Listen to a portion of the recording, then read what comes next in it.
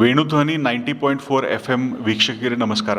ನಾ doctor Madhav Prabhu, professor of medicine, JN medical college. ತಮ್ಮೆಲ್ಲರ ಜೊತೆಗೆ ಇವತ್ತಿಂದ ಮೆಸೇಜ್ ಕೊಡಬೇಕಂದ್ರೆ ಕೋವಿಡ್ ವೈರಸ್ದು ಪೇಷಂಟ್ ಸಂಖ್ಯೆ ಹೆಚ್ಚಿಗೆ ಆಗ್ತಾ ಇದೆ.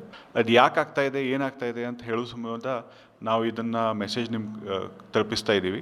ಕರೋನಾ ಒಮಿಕ್ರಾನ್ ವೈರಸ್ J1 ಅಂತ ವೇರಿಯಂಟ್ನಲ್ಲಿ ಈಗ ಆ ವೇರಿಯಂಟ್ ಎಲ್ಲ ಕಡೆಯಿಂದ ಹರಡ್ತಾ ಇದೆ. ಸಿಂಗಾಪುರ್, ಹಾಂಗ್ಕಾಂಗ್ನಲ್ಲಿ ಬಹಳಷ್ಟು ಸಂಖ್ಯೆಯಲ್ಲಿ ಪೇಷಂಟ್ ಸಿಕ್ಕಿದೆ. ಭಾರತ ದೇಶನಲ್ಲೂ ಇತ್ತೀಚೆಗೆ ಕರೋನಾ ಸಂಖ್ಯೆ ಹೆಚ್ಚಿಗೆ ಆಗಿದೆ ಹಾಗೂ ಹಿಂದಿನ 1 ವಾರದಲ್ಲಿ 2 ಮೃತ್ಯು ಕೂಡ ಆಗಿದಾವೆ. ಆದರೆ ಈ ಸದ್ಯ ಏನು ವೈರಸ್ ಬಂದಿದೆ ಒಮಿಕ್ರಾನ್ J1 ಅದರದ್ದು ಇಫೆಕ್ಟ್ ಭಾಳಷ್ಟು ಏನು ಸಿವಿಯರ್ ಇಲ್ಲ. ಯಾವ ಕೇಸಸ್ ನಾವು ನೋಡಿದ್ದೀವಿ ಅದರಲ್ಲಿ ಮೈಲ್ಡ್ ಕೇಸಸ್ ಭಾಳಷ್ಟು ಅದಾವೆ. ಮೈಲ್ಡ್ ಕೇಸಸ್ ಅಂದರೆ ಕೆಮ್ಮು ನೆಗಡಿ ಆಗೋದು, ವಾಂತಿ ಆಗೋದು, ತಿಳು ಸಂಡಾಸ ಆಗೋದು ಹಾಗೂ ಕಫ ಬರೋದು. 90% ಕೇಸಸ್ನಲ್ಲಿ ಇದಷ್ಟೇ ಸಿಂಪ್ಟಮ್ಸ್ ಅದಾವೆ. ಆದರೆ ಕೆಲವರಲ್ಲಿ ಭಾಳ ತೀವ್ರವಾದ ಕರೋನಾ ಆಗಬಹುದು.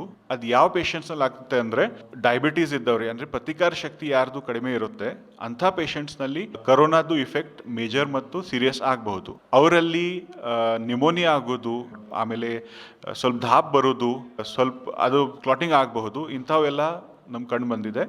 ಹಂಗೆ ಧಾಪ್ ಬಂದು ನ್ಯೂಮೋನಿಯಾ ಆಗಿ ಉಸಿರಾಡಕ್ಕೆ ತೊಂದರೆ ಆಗಿದ್ದರೆ ಹಾಸ್ಪಿಟಲ್ ಹೋಗಿ ಟ್ರೀಟ್ಮೆಂಟ್ ತೊಗೋಬೇಕಾಗ್ತೈತಿ. ವೆಂಟಿಲೇಟರ್, CPAP ಕೊಡಬೇಕಾಗುತ್ತೆ. ಆದರೆ 90% ಪೇಷಂಟ್ಸ್ನಲ್ಲಿ 98% ಪೇಷಂಟ್ಸ್ನಲ್ಲಿ ಆ ಥರದ್ದು ಯಾವುದೂ ಸಿವಿಯರ್ ಸಿಂಪ್ಟಮ್ಸ್ ನಾವು ಕಂಡಿಲ್ಲ. ಅದಕ್ಕೆ ನೀವು ದಯವಿಟ್ಟು ಗಾಬರಿ ಪಡಬೇಡ್ರಿ. ಹಾಗೂ ವ್ಯಾಕ್ಸಿನ್ ಬಗ್ಗೆ ಇನ್ನೂ ಯಾವುದೂ ರಿಕಮೆಂಡೇಶನ್ ಬಂದಿಲ್ಲ. ರಿಸರ್ಚ್ ಪ್ರಕಾರ ಸ್ವಲ್ಪ ಇಮ್ಯುನಿಟಿ ಕಡಿಮೆ ಆಗಿದೆ ಡೆಂಗು, ನಾವೇನು ಕರೋನಾ ವೈರಸ್ ವ್ಯಾಕ್ಸಿನ್ ಕೊಟ್ಟಿದ್ದೀವಿ.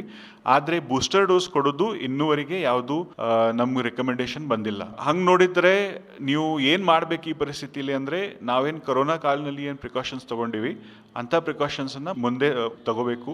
ಕ್ರೌಡೆಡ್ ಪ್ಲೇಸಸ್ ಅಂದರೆ ಎಲ್ಲಿ ಜನರು ಹೆಚ್ಚಿಗೆ ಇರ್ತಾರೆ ಅಂಥ ಪ್ಲೇಸಸನ್ನು ಸದ್ಯಕ್ಕೆ ಅವಾಯ್ಡ್ ಮಾಡಿ.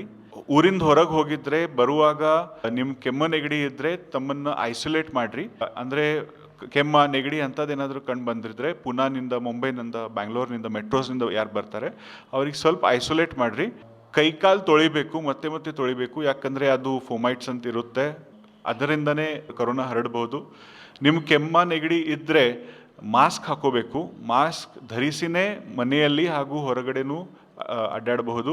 ಆದರೆ ಪ್ರಿಕಾಷನರಿಯಾಗಿ ಜ್ವರ ಭಾಳ ಇದ್ದರೆ, ಕಫ ನೆಗಡಿ ಕೆಮ್ಮಿದ್ದರೆ ನೀವು ದಯವಿಟ್ಟು ಡಾಕ್ಟರ್ ಕಡೆ ಇಮಿಡಿಯೇಟ್ಲಿ ಹೋಗಿ ಟ್ರೀಟ್ಮೆಂಟ್ ಪಡೀರಿ. ಯಾಕಂದರೆ ಅದು ಸೀರಿಯಸ್ ಸ್ಟೇಜ್ನಲ್ಲಿ ಹೋಗೋಕ್ಕಿಂತ ಮುಂಚೆನೇ ಟ್ರೀಟ್ಮೆಂಟ್ ಕೊಟ್ಟರೆ ಆ ಸೀರಿಯಸ್ ಸ್ಟೇಜ್ ಬರೋದಿಲ್ಲ. ನಮ್ಮ ಕಡೆಯಿಂದ ಮೆಸೇಜ್ ಏನಂದರೆ, ನಾವು ರೆಡಿ ಇದ್ದೀವಿ. ಡಾಕ್ಟರ್ಸ್ ಆಗಿ KLE ಆಸ್ಪತ್ರೆಯಲ್ಲಿ ನಾವು ಎಲ್ಲ ರೆಡಿನೆಸ್ಸನ್ನು ಇಟ್ಟಿದ್ದೀವಿ. ಯಾವುದೂ ಪ್ರಾಬ್ಲಮ್ ಬಂದರೆ ನಮ್ಗೆ ಕಾಂಟ್ಯಾಕ್ಟ್ ಮಾಡಿ, ನಾವು ಟ್ರೀಟ್ಮೆಂಟ್ ಕೊಡೋದು ನಮ್ಮ ಕಡೆ ಎಲ್ಲ ಫ್ಯಾಸಿಲಿಟೀಸ್ ರೆಡಿ ಇದಾವೆ. ದಯವಿಟ್ಟು ಗಾಬರಿ ಪಡಬೇಡ್ರಿ, ಪ್ಯಾನಿಕ್ ಆಗಬೇಡ್ರಿ. ಕರೋನಾ ಭಾಳ ಸಿವಿಯರ್ ಏನಾಗಿಲ್ಲ. ಆದರೆ diabetes, hypertension, pregnancy, old age ಇವರಲ್ಲಿ ಸ್ವಲ್ಪ ತೀವ್ರ ಆಗಬಹುದು. ಇವರಿಗೆ ಪ್ರೊಟೆಕ್ಟ್ ಮಾಡೋದು ನಮ್ದು ಜವಾಬ್ದಾರಿ ಇದೆ.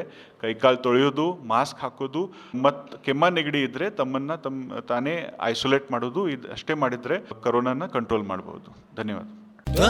ಧ್ವನಿ ಇದು ನಮ್ಮ ಧ್ವನಿ, KLE ಕನಸು ನನಸದ